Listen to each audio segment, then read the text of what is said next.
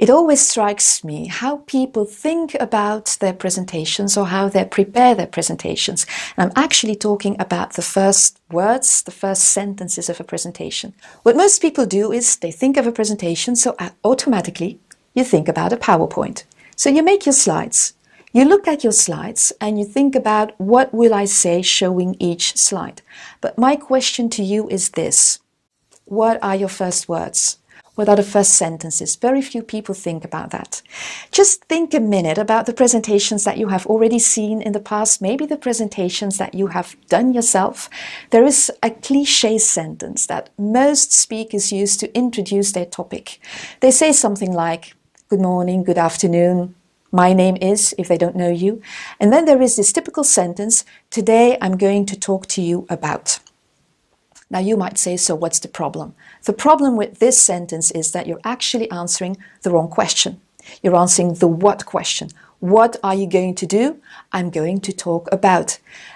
If you think about it, most audiences know what you're going to talk about. Either you are introduced, or there is a program, or there is a meeting, so there is an agenda, so people know what your topic is all about.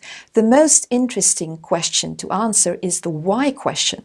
Why are you there to talk about this topic? And even more important, why is it important for the audience to listen to you? So my advice for you is to focus on the why question. Now, how can you do that? I advise people to focus on a story to begin their presentation. Now, if you think about stories, stories begin with a time frame. Just look at fairy tales. They start with once upon a time. I'm not going to suggest that you start your professional presentation with once upon a time, but you can start with a time frame, something like yesterday, 2 weeks ago, last year, 3 months ago. Now, what's the kind of story that you can share then? Use real stories. It has to be something that happened to you. It has to be something that you heard.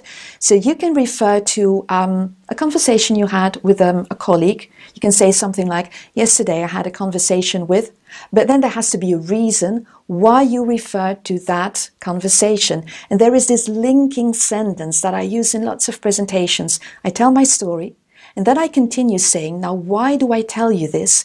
Because my objective or my goal with this presentation is to. So what you can do is be very conscious of the company stories, I might say. It can be something that happened with a customer. It can be an article you read. It can be something that you heard about. It can be a conversation you had.